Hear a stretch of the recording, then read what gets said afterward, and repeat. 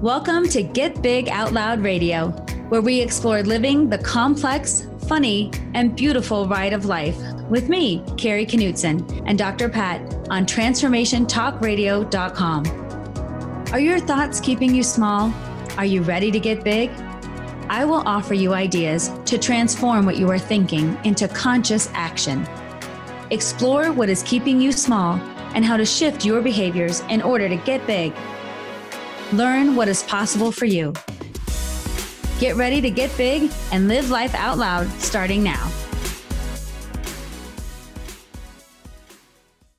OMG. Welcome, everybody. Oh, welcome. This is Get Big Out Loud. I'm Dr. Pat. I get to hang out with Kari Knutson. And look at, this is really, I think we're going to do this today, Kari. I think this is what we're going to do. This is about living the complex, funny, and beautiful ride of life, because we are going to talk this down. But before I get there, I just want to tell you a few things. Kari and I, we've been doing the show, we've been working together, and we've got to know each other kind of all the way through. And as a matter of fact, Kari's daughter inspired me to do something I hadn't done in the history of being on air. And that is to go back in my life for early years in my life, where I lived and grew up in the middle of complete disastrous disruption as to what it looked like in the outside world. For those of us that were on the inside, we felt like we were creating change. We felt like we were empowered to do that. And what I love about this is, you know, and Kari's daughter probably doesn't know this, but there was a conversation that we had and an invitation that I actually couldn't take her daughter up on, where I would have loved to be able to talk about my early experiences in Stonewall. And so that turned into really looking at what Kari calls the complex, funny, beautiful ride of life. And since that, Kari, tell your daughter, I have shared that story. And as a matter of fact, I should probably send her and you the link for it. But today, when we talk about what Kari does, Get Big Out Loud, this is where we cannot negotiate and compromise this. This is Kari. She speaks. She's a professional speaker. She is a school counselor, a storyteller, a mom, but she's also an expert in emotional intelligence, EQ. So today, I can't wait to hear from her. You know about what? I can't wait to hear from her about this. Who am I now? Navigating the new normal. Kari, you ready for this? Oh, I'm ready, Dr. Pat. Anything with you. Yes, I love it. I'm ready to go. This is, and let me just adjust my mic up for a minute. This is a really important conversation because, you know, when I think about it and I think about the fact that we're talking about this, while we may not be, and maybe you can help us out with this a little bit. Well, people may not be walking around saying, oh, Kari, I don't know who I am now. On the inside, are we all thinking that? Well, here's what I wanted to talk about this week, the idea of the new normal, because I've been thinking about what we've been calling different times in our lives over the last year and a half. Like the pre-pandemic time, most people consider they're normalized. And the pandemic time was like, OMG, not normal, abnormal, whatever, right? And that the pandemic. And then I think we kind of went into this next normal of mask wearing, social distancing, Zooming. We all know what these things are now, what we had no idea before. And then the new vernacular for what's happening now is the new normal. And so I wanted to talk about it because I think what's happening to people is we're asking ourselves, oh my gosh, I've been through all this change and now I'm in a new wave of change. And I asked myself that, which is why I came up with the topic. Who am I now after I've experienced all this? And I thought, if I'm asking myself that, you might be too. And that's what I wanted to talk about today. Who am I now? You know, at this point, after all I've experienced, and I wanted to talk about some ways to transition into this new normal with grace and with also some respect for what we've been through. So that's what I'd like to talk about today. I'm already speechless. Listen to you.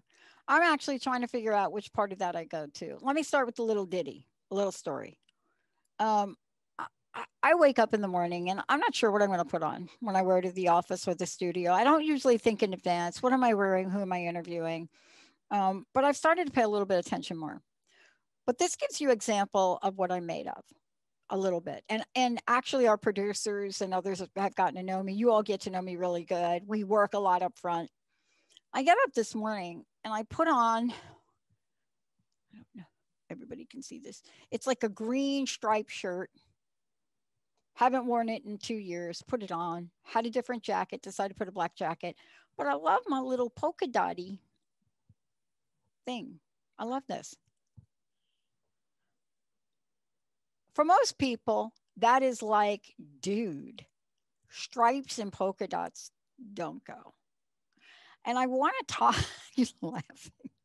Maybe that's your new normal. But that's why I'm bringing it up to you. That's why I'm bringing it up to you, because who am I now? Am I the person that, man, 18 months ago, I would have agonized over somebody's comment about my polka dotty thing and my other striped shirt? Right. Can you talk to how our lives went from this? Because it's hard to imagine people not being impacted by it. Now, in my case, I got to the point where I've just been through 18 months, and through the grace of God and Goddess and a lot of other people, our business here, and you all have supported us in doing it. We're still here. But let's talk about this. Who am I? What was your answer to your own question? Is that too soon in the show? No, let's just jump right in. Is that too soon in the show to go there? No, not at all. That's why I called it that, because I think it's compelling, right? I'm not going to answer straight out, who am I now? They'll give you some ideas around why it's important to ask that question, because everyone will have a different answer. But isn't the question compelling? And you look at yourself in your life right now, like when you see what you've survived and gone through and how you've adapted and what you've experienced, you can't help but be changed by that. And the reason it's important to take a pause to reflect on who am I now is if we just rush to the next thing of the new normal, we're going to miss out on some great opportunities to capitalize on what we've learned, and to have that confidence, right, as we go forward. So the idea of like, who am I now? I need to reflect on everything that happened since the start of pandemic. I also need to understand what I've been through in a way that doesn't like diminish my experience as compared to the collective. Like some people will be, I've heard this a lot, like, well, at least be grateful you still have a job, or at least be grateful for this, but we don't even give time to, but yeah, do I still get to be sad about this? Do I still get to feel like I missed out on that? Do I still have to have some emotions? Do I always have to find a silver lining? Or can what be is like, there were a lot of losses, a lot of changes, some good things, and a lot of opportunities now that we're seeing that feel good, but we've just been through something. So it's almost like you can't just move on, I think, and miss out on what I would say the juiciness of learning about what you just experienced, because that's when I think the really good information comes out. Like if you call it mining for your own information. So if you come up in a point in your life and you have to make a change, sometimes it's good to reflect on, oh, I've done change before. I've managed that. I've gone through what were the skills that I had, or what did I need to get through it? What helped me? And if you can mine for your own information as you go through the next cycle of change, you can utilize that to be more successful. So who am I now? I am the person, and this is interesting when you think about answering that question for yourself. I am the person who could not even envision doing anything virtual. Pre-March, we were talking to the girl who didn't know what a light ring was or a camera, where to put them all, and certainly was not excited about any kind of online platform whatsoever. A person who believed that the best and only and superior way of connecting was in person. A person who only had experience in front of live audiences, right? And now, all this time later, I'm the person, who am I now, is the person that this morning, I did my 103rd virtual presentation since the pandemic started. Wow. 103rd, right? I've been counting, and I just keep thinking, and now I set up my little office space, and now I've talked to so many more people I can see the benefit. I see who I am as a trainer in a in-person space, in a virtual space, and what I need to do. I've grown from that experience. But if I don't ask myself, what did you learn, Kari? Like, what got you to this place? How did you overcome that?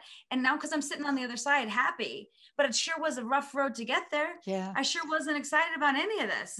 Yeah. Right.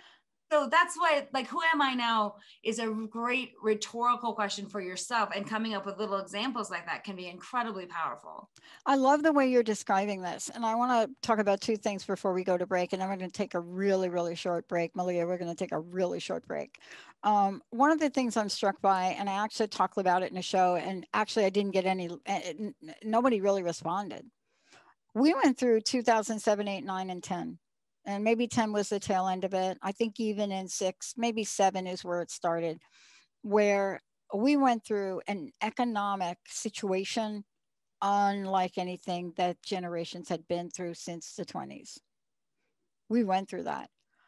The difference with this was in that economic situation, and it was global, but I don't know what went on in the other parts of the world, but in the United States of America, what we were faced with unprecedented psychological contract references, betrayal, breaking, homes being lost, mortgages being just jacked up, lack of cooperation from any bank that lent you any money. We went through a period of time where people, for the first time, I think in our history, were people who were pretty well upper middle class across the board. I'm not even talking about the people that really were at the poverty level because they just got more poverty, but they actually learned how to survive better. Mm-hmm. But when you get blindsided by something that is so out of the context of your world, you're working, you're earning money. You don't expect to have the company you work for 25 years walk in and say, we're filing, right? Mm-hmm.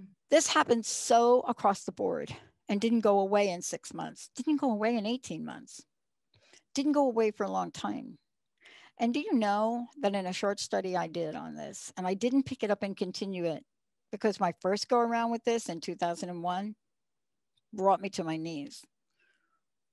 But these folks are still suffering and had nobody to talk to. Their stories have never been told.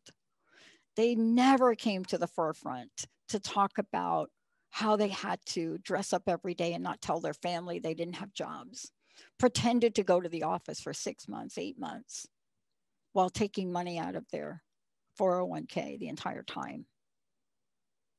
Some of them had to pack up and put their children in a car. They never talked about it. My question to you, in the context of what you just laid out, there is a real downside to not really looking at this for ourselves. But there could be the good, the bad, and the ugly in this. So when we come back, let's talk about what kinds of things did you experience? Let's talk about that. Those of you that are watching on Facebook, chime in. What kinds of things did you experience? Did you experience a new set of something that brought you to a level? Was it difficult? Was it sad? Was it a combination of both? When we come back, we're going to talk about the storyboard or your book and the chapters in it that lead to the many, many pages that are so visually vivid in terms of your experience. What about it, including writing that story, has changed you? Kari Knutson's going to take us on that journey. Get big out loud. We'll be right back.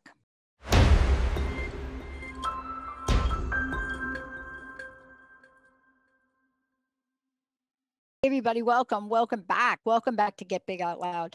Kari Knutson, this is her show, Living the Complex, Funny and Beautiful Writer Life. I get to sort of be the MC in this journey, but the energy of this topic, this way of she works with people, whether it's mentoring, coaching, whether it's helping people in a counseling setting, whether it's speaking or digging deeply into emotional intelligence, doesn't matter.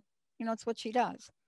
But the one thing that really many of us do is we don't really look at ourselves. Sometimes we're forced to. For those of you out there, please go over to KnutsonSpeaks.com, KNUTSON speaks.com. And certainly Malia is going to be putting the URL up so you'll be able to see that. But we started out today navigating the new normal. What if you navigate or attempt, I'm going to say attempt to navigate a new normal without fully exploring the experience that are leading up to this? You know, before the break, what I talked about, and I've had a couple of this in my generation, my efforts, my entire body of research was based on the repeal of the psychological contract of work, the unilateral appeal across the board. Every company followed suit, and it started in early 90. And within 3 years, we had repealed the psychological contract of work, where I said to you, Kari, you work hard here, you put in your sweat, and at the end of X amount of years, we're going to reward you and give you a pension.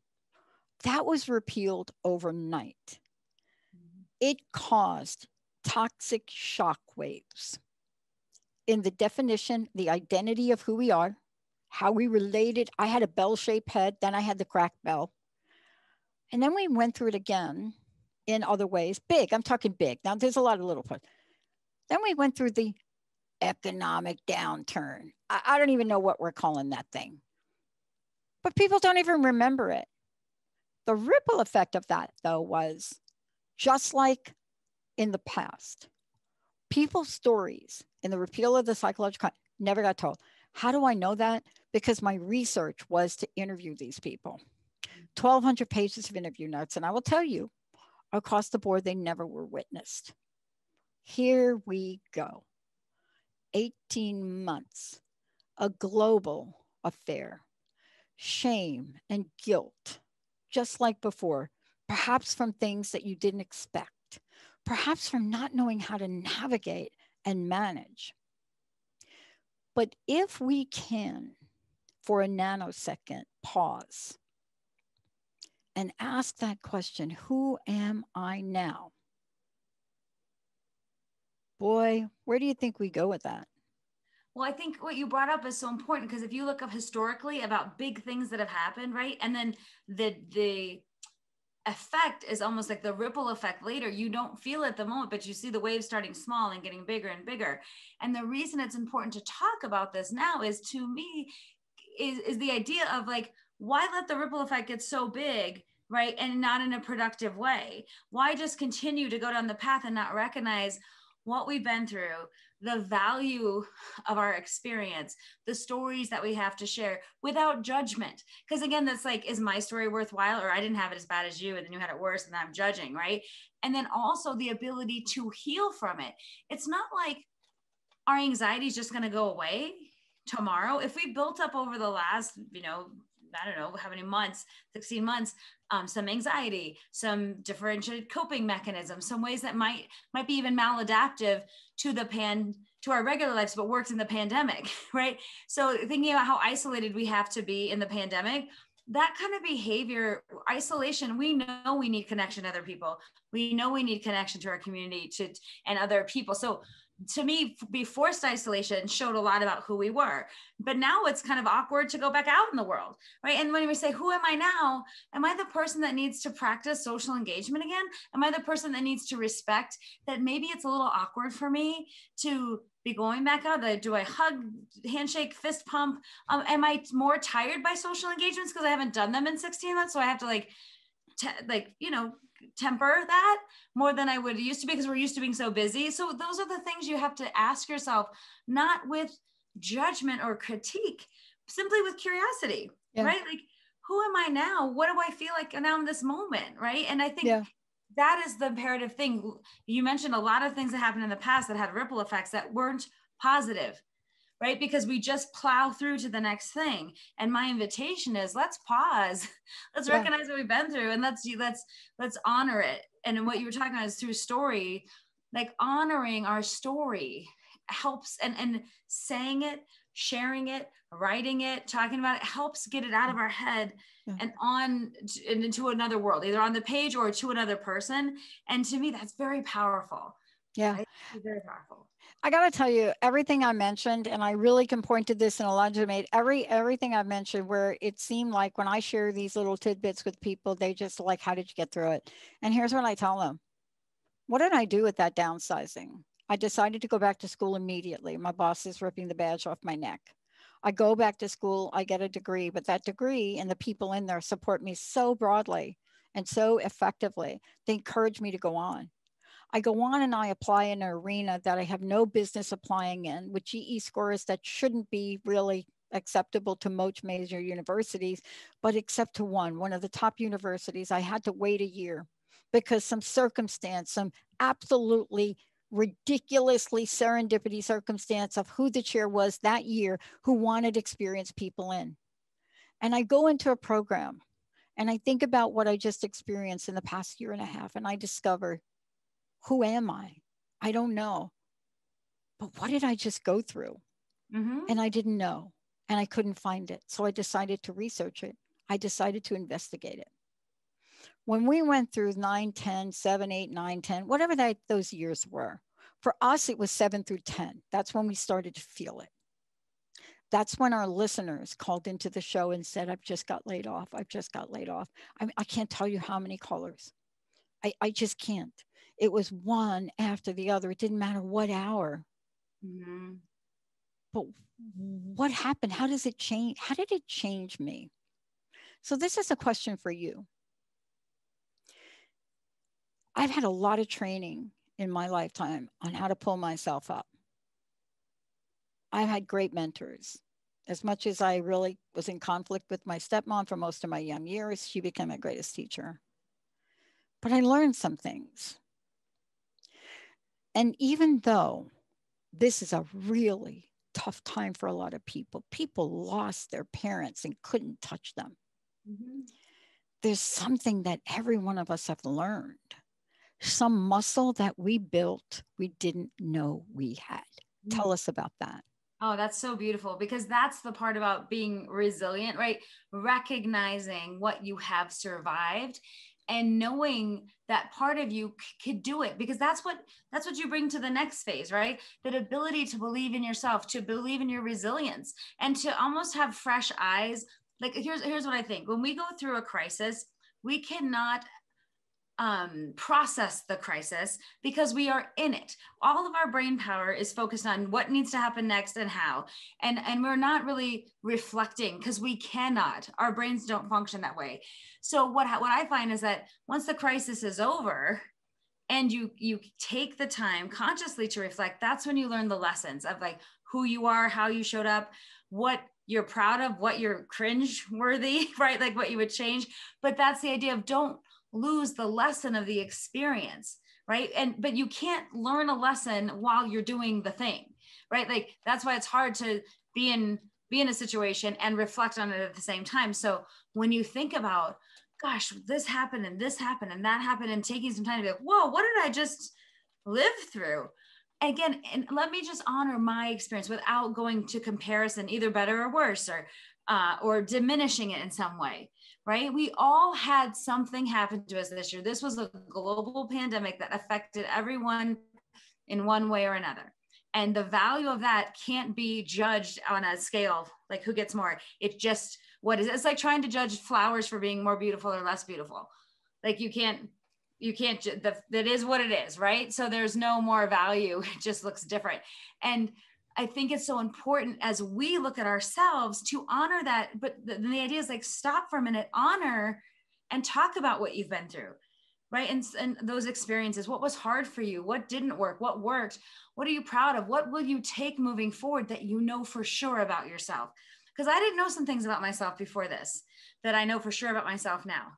I thought I was tenacious, right? But I had never had to practice it like I had during the pandemic in terms of, I had 2 kids.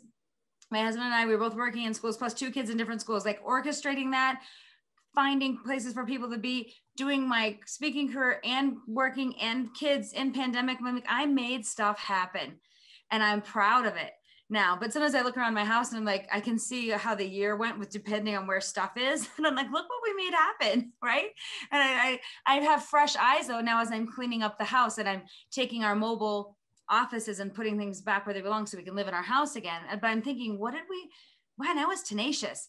I made, and I'm proud of that. And when I feel kind of putting that in my pocket a little bit as I move to the next part of my life, because I might need to draw on that tenacity for the next challenge. And it might not look like this, but the value that I have and the skill set that I have are there.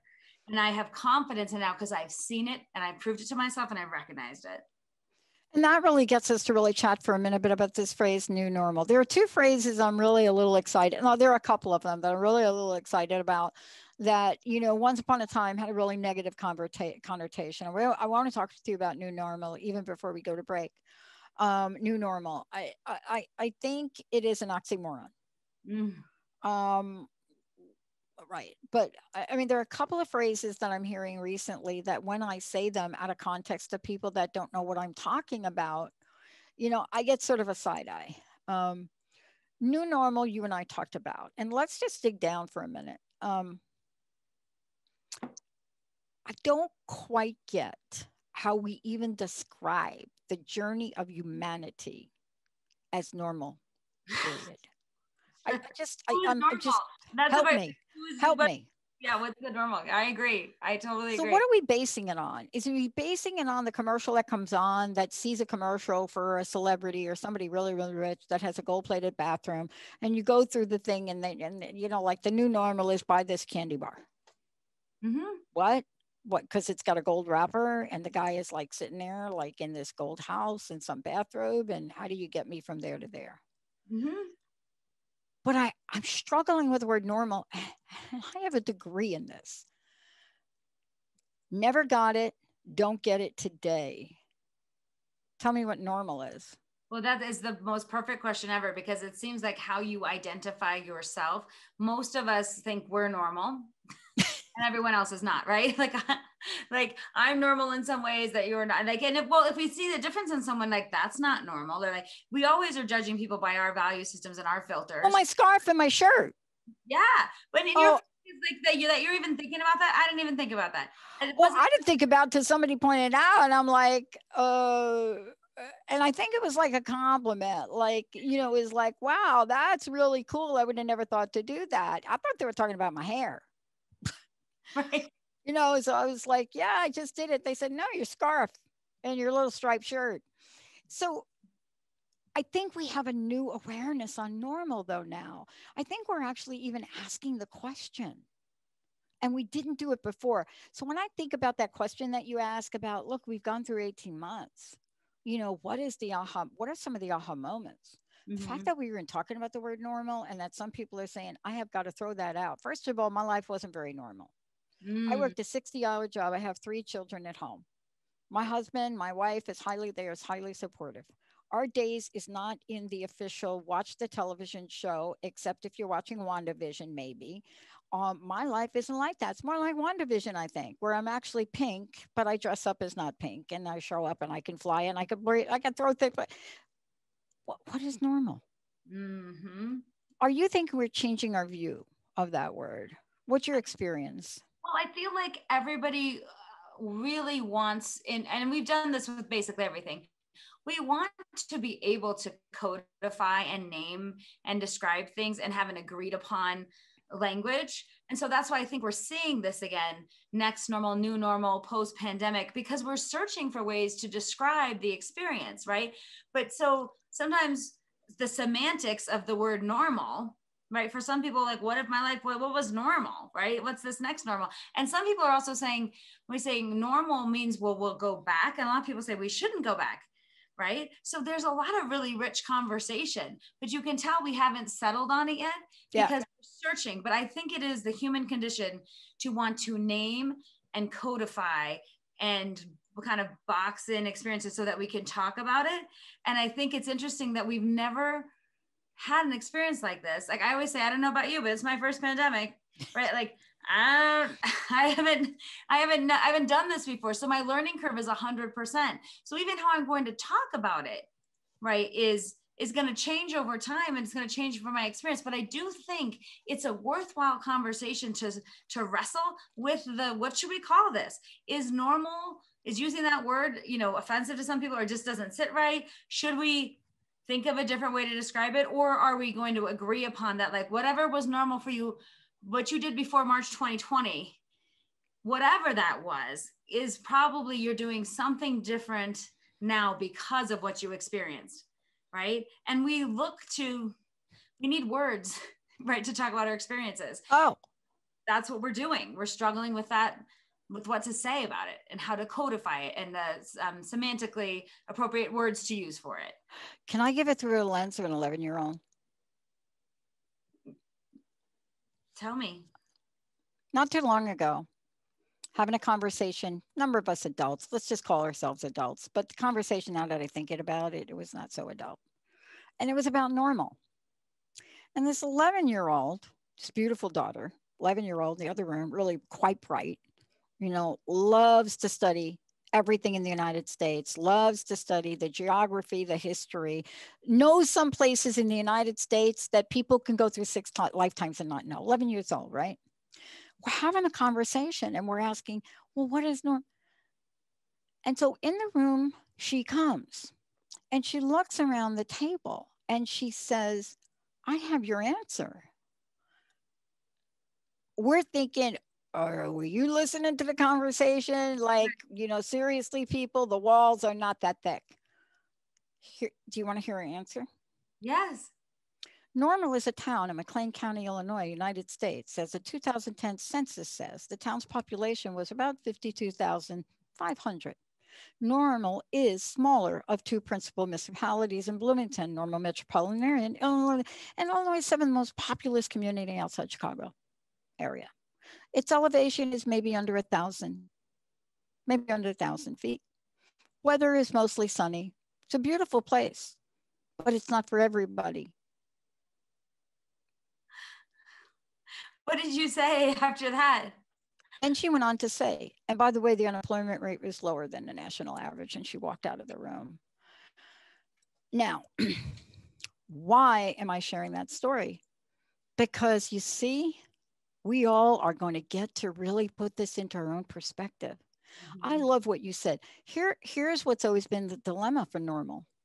The dilemma for normal, other than, just love this kid anyway, but other than normal, this is what we learn about it. See if this even fits your definition, can I?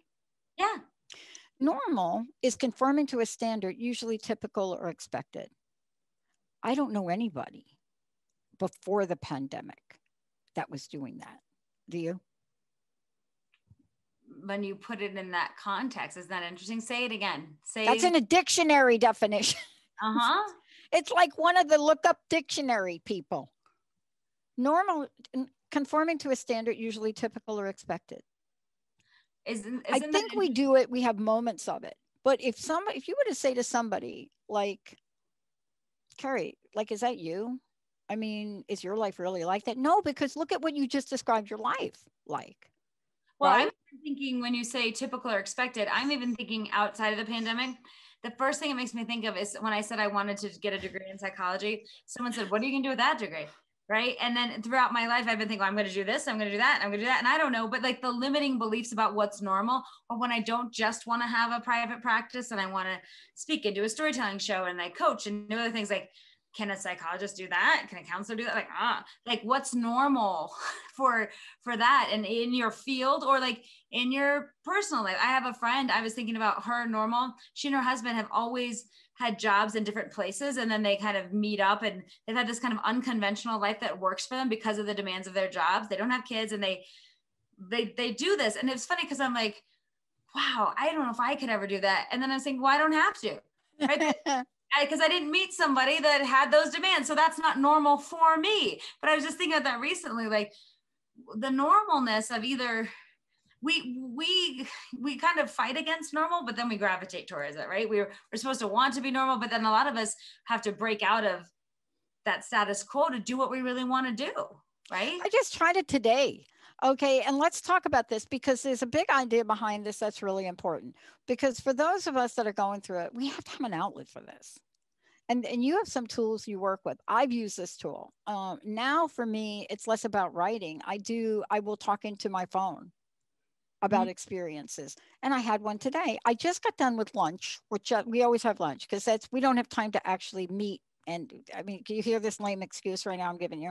So we have lunch together. We talk about cool things, but it always ends up with work. And I made the statement today because I've been coming in early, have early meetings with people that are developing stuff for us. So I come in early and I said, I really like to leave early today because I like to hit Home Depot. Why? To have fun at Home Depot? No, I need a part for my weed whacker. So can we leave early today? And everyone's like, yeah, we're talking about that. Leave early. That would be good. And I go look at the calendar and there's an appointment for 4 o'clock today. And I'm like, I'm trying to create a new normal for myself based on my experience of the past 18 months. Mhm. Because in this past 18 months, something extraordinary happened. I took better care of myself, not Mm. in every way, but I'm working with nutritionists. I got 2 new knees. My best friend spent a year with me. I had to, I found out I had to move. I moved into a new place, building this great place, right? And what I'm trying to carry forward is those times in the pandemic that were not completely filled with work, work, work, work, work, work, work, where you actually took a moment and you went and planted a plant. But now I'm back to the studio Mhm. and a But 4 o'clock appointment shows up on my calendar today. and you and you're like, oh, I struggle with my Home Depot trip, but I can't do it, right? Like, I love what you said. This is what I want to acknowledge. What you said is something that I think some people are afraid to say out loud. They're like, in some ways during the pandemic, you took better care of yourself. Your schedule slowed down. You had more time and opportunity. You got to spend the year with your best friend. You got to move. You had the things that maybe you didn't even know how successful you'd be. And now you're sitting on this like, oh, it was successful in a lot of ways for me with my business, but also me as a person. I was successful with myself because I was forced to slow down. And then that's what I mean about analyzing what you experience, because Yeah. if you really feel the benefit of like what happened to you as something that has value and is a priority, even if you don't do it perfectly, that's something like my self-care is something I want to transport into this next time. And I'm going to have to set up different boundaries as the world comes crashing back in. I will have to take responsibility because I know that I want that. I want to take that lesson and I'm benefiting from it and I don't want to go back. Right. But I always say, sometimes you got to fight for change, and the universe You to got me. to fight for it like you're fighting for your life, Kari. Yes. And I feel like the universe is always asking, at least for me, how bad do you want it? How bad do you want the change, Kari? How bad do you want Oh, it? oh. So when we come back, I want to talk about something you got to help us all with. How do we write our story, right? How do we write this? How do we help understand who we are in the new normal? Because I'm really getting some insight. I've learned to really look at my reaction to things, right? Mm-hmm. And, my personality is my personality, but I've learned to modify it. I am clearly an introvert. If you ask the 3 new producers if they really think I'm an introvert, I will guarantee you their answer will be no. If they could count how many times I walk, maybe 35 feet down the hall, barge into their office, stop what they're doing to give them some information. Right. But here's the question: who am I and who do I want to become? And how do I build the bridge? Do I want to be less judgmental, less responsive? Have I had to learn that? Because I realize now I'm sharing a space with my 2 kids, my dog, my spouse, partner. Maybe my boss comes over because he or she doesn't have internet. And my God, we're in like a 700 square foot apartment. What have I had to learn from that? When we come back, how can we diminish? How can we cultivate? How can we stop criticizing? How can we learn a little bit more about the inner workings of care and compassion for ourselves at the deepest level? When we come back, we'll talk about that. And don't forget the show that I'm going to be doing later this week. The show is already done, but there's a show I'm doing, and one of our new producers picked the topic. And it is quite challenging. It is like this one. It's interesting. We are now learning, Kari, we have to learn to change our perspective almost every minute of every day. Let's take a short break. When we come back, it's all Kari. Kari Knutson's going to walk us through how do we do it. We'll be right back.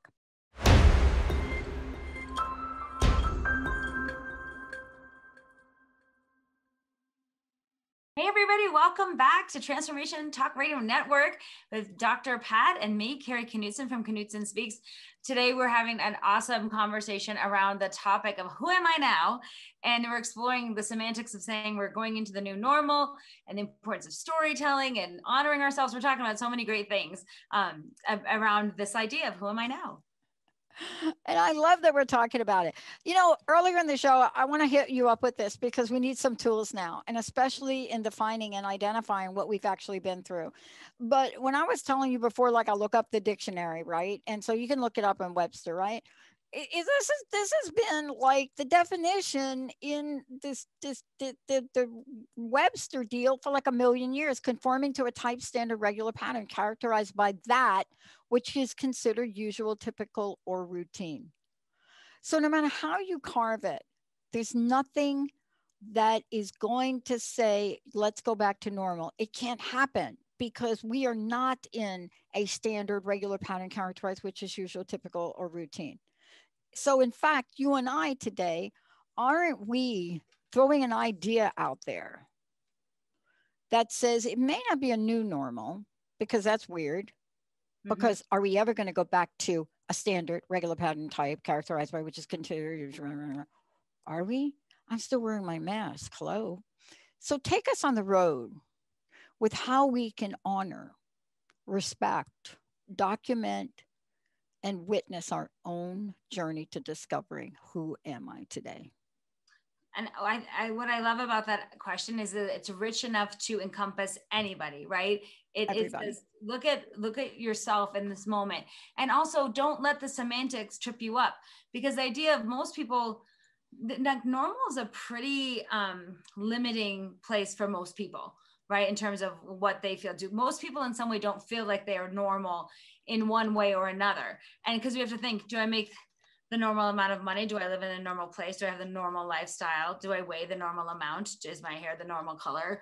Do I have the normal amount of kids or not? Like, I mean, the normal sexuality is supposed to be is my gender expression normal, whatever we're saying, right? When we're it's not like one bucket. Like there's a lot of different buckets to normal, right? Of how I show up in the world. And I'm just thinking, is it normal? One funny thing is, my dad's very Norwegian. He was very Norwegian. Before he passed, I mean, he wore Norwegian shirts and everything. And there's something called 17. Mai, which is Independence Day for Norway, May 17th. I guarantee you, I'm the only person who in Broomfield, Colorado, dressed up in my Norwegian outfit and said, happy 17. Mai, like whatever. That's not normal, right? Except it is, right? Like, and I keep thinking about, depending on your cultural background, your heritage, your expectations from your family, the language you speak, how you express yourself, all those things come in categories of normal, not normal, right? If we're like in a binary, yes, no, good, bad, right, wrong, normal, unnormal. So the invitation here is, I don't think anyone can go back to anything they were before the pandemic. We have all been changed in some fundamental ways that we can't just, it's like our evolution, right? And it's like you can't unring a bell, right? So we're evolving. But the point is to recognize what happened to you in that process, what we both call the good, bad, and the ugly, right? Yeah. So not to deny the parts of yourself that are more either sensitive or embarrassing or frustrating or what you would call failure, right? Versus the part of like, well, look how I did this and I rose to the occasion. Here's my silver lining. The goal is to look at all of it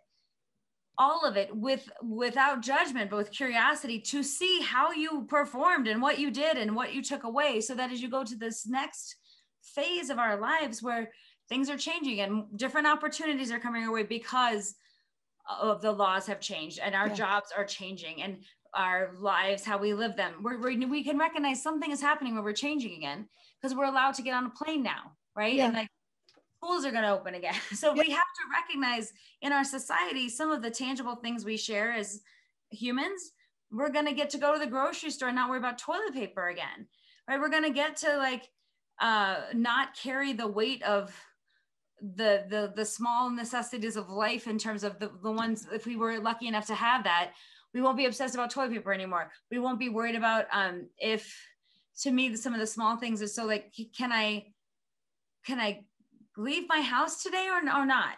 Right? Like that's like, was there anywhere to go? Like the things that restricted us. So the point of this is, what can you learn about yourself from their experience? Not good, not bad, just as it is, it was, right? With all the parts, because what I think of our humanness is our real emotions, our real messiness, right? And our real ability to show growth over time. Yeah. So if we want to utilize this as we move forward in whatever we're calling it, we are moving in another direction. Most of us feel it's forward because we don't want to go back, right?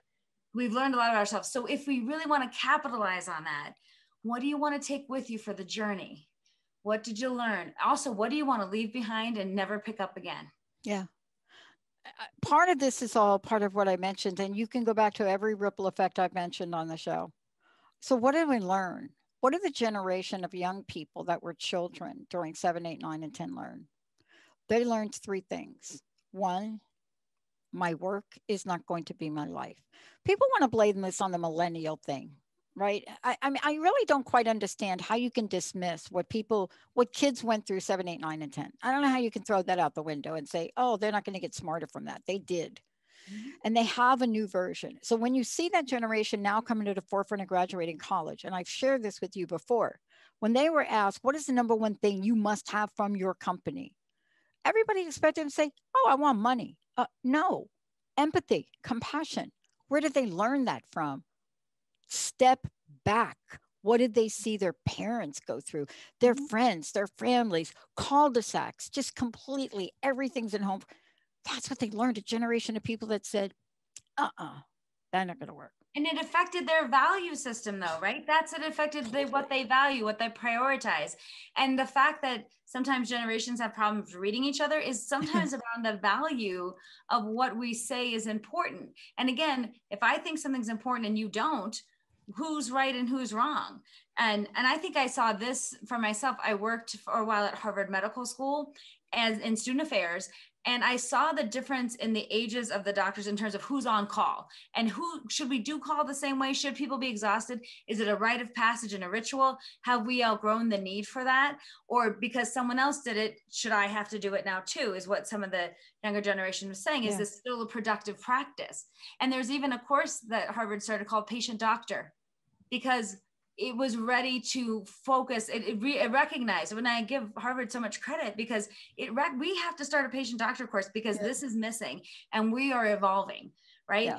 So I think there's so many ways we can do that in our lives, right? Without having to judge, okay, that means you're wrong and I'm right. Because we tend to want to do that. See, I'm right and you're wrong. And what if we just say it's a different value placement, right? It's a different way of, I have a different experience and that helps me show up in a different way than you.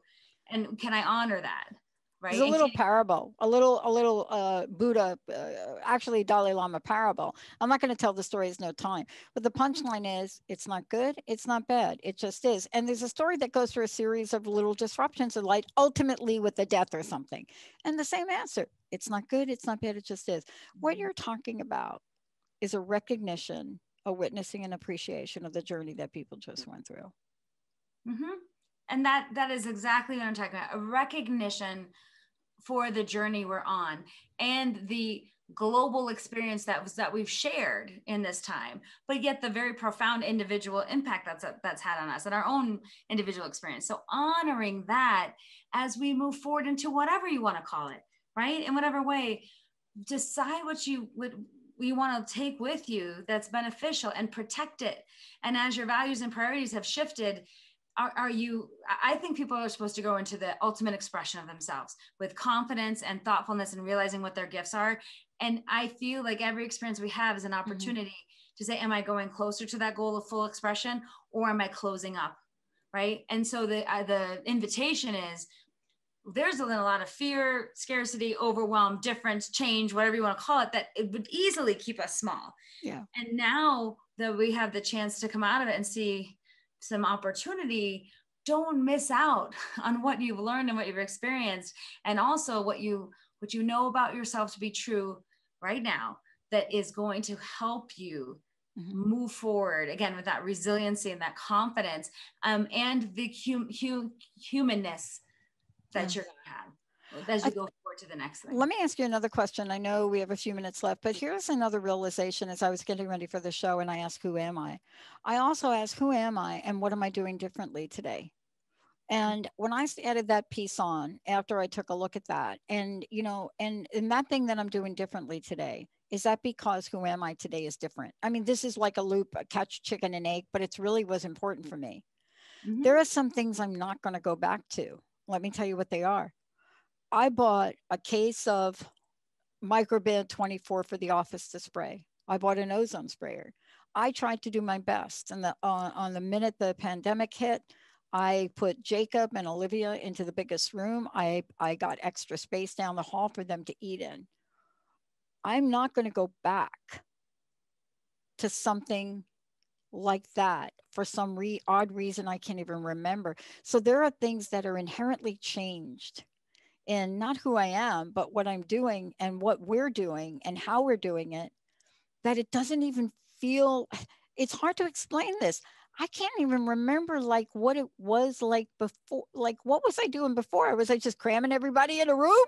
I mean, that's not really the case, but there's a new level of awareness for me. And that new level of awareness, I can't go back. Yes. I don't even remember what the old one was. Sure. Well, it's almost like sometimes you can't because you don't remember because you've been living this way. And also, I feel like human beings always are working to solve problems and to like be adaptable. So if you need something to change, you change it and you figure it out. You don't go back to something that maybe doesn't work for you anymore. But it's funny that you're saying that, like, what did we even do before? How did it even work? Because we've been living this way for so long. But now you say, what's the opportunity now that we're shifting again? Right. It's just another level of shifting again. But this has been one of the most profound and shared experiences that we have to collectively talk about. That's why it's such a big deal, because it's not just an individual thing. We've collectively gone through something that is irrevocably changed us and how we're going to show up. But I like your idea too of like, how can I go back? I don't even remember what it was like. I don't even remember what I did. Right? And I don't know if some of this is really, you know, I mean, some of us, it was really stickable. It really stuck. I don't know if it will change. I don't know if inherently in my subconscious, somewhere deep below, I need to be prepared on the what if. I don't listen to the news, but I caught a piece this morning on the variant. And what did I do with it? Not much, not at the conscious level, the subconscious level. What did I do today? I hardly leave my office. I don't walk down a 20, 25-foot hall without my mask. I've got it with me. Don't come in the building. Now, Linda, Jessica, they're a little bit more bold like that. I'm like, where's my mask? Right? I even caught myself walking into our production room today because we're not wearing masks in here because we're in accordance to somebody's rule about that. But I have my mask on. As a matter of fact, before the show, I had my mask on, put my headset on, looked in, and I'm like, okay, that mask, we can't wear it. So there's some of this we're going to carry with us. That's okay, isn't it? And also, your timeline is your own. That's why there's no definitive marker that says today's the day we're stopping wearing masks, right? Like, there's different comfort levels for us, and there's also, we're evolving into our what we want to kind of share with the world, but what we feel safe about and what we kind of grown accustomed to that makes us feel better. Yeah. Right. So you're on your own timeline with that, but it's interesting because it's also marking change when you're like, what's normal? Is it for me to just keep wearing it and other people not to? And how do I navigate that? Right. For myself, without judging other people, but also with affirming what you need to do in this moment for you to move forward. Right. That's the lesson. Like, and then that's also why it's interesting, because it's not definitive and there's no right answer. And it's not like a perfect endpoint to be like, from now we all move forward together. We're all kind of that. Have you ever heard the quote? We're all in the same ocean, but we're in different boats. Like, I like that idea. I just don't want to be in the Titanic. Oh God. That can't be my boat. I've been in the Titanic at certain points of my life. Kari, don't give me that boat. Titanic, okay? Don't give me that boat. Look, I want to, like my mama used to sing things. She used to say, you want to be in the boat with Michael because he rowed the boat to shore. I grew up for like a lot of years and I never understood what she was talking about till they came out with a song in the 60s about it. But your point is well taken. This is a time for us to reflect, acknowledge, witness, honor, and respect the entire piece of this. Because there are lessons here that I know for me personally, I'm changed in a good way. I've had to look at some parts of myself, even though I'm not leaving here at 3:00 today. But maybe tomorrow, right? Maybe tomorrow. But there are parts of this too, in really looking at other people and honoring their journey. And I think that's what you do so well. See, that's just the work that you're in. You're in front of people every day like that. I'm in front of people that I want to help get to whatever level they want to, but you're in front of people every day. What's your personal message, Kari? What do you want to leave us with? And please tell folks how they can find out more about you. And thank you so much for today. Sure. Thank you, Dr. Pat. I always feel so excited about talking about these things. And my whole company is called Knutson Speaks because everything I do is around talking about processing, thinking about ideas related to psychology and how they can benefit you in your real life without psycho jargon or babble or anything like that that is confusing. I want it to be accessible. And that's why I say take psychology off the couch. So Knutson Speaks is all about speaking, presenting, coaching, connecting, storytelling in ways that are meaningful and relevant. And my message to leave you with today is this: don't forget, or don't put off, I should say, don't put off the telling of your own story during this time. Don't lose the opportunity to mine for your own gold, of your own information about what you've experienced, to learn about yourself. And think about, as we're all shifting to something that feels different than what we were, that you have learned a lot about yourself that will help you in the future.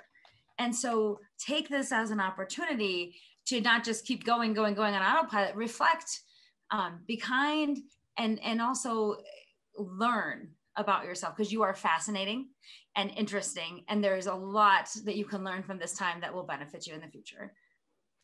I love it. Thank you so much. And in the famous words by somebody so very important in life, who literally brought new language to this phrase, Excelsior. It's a silver lining.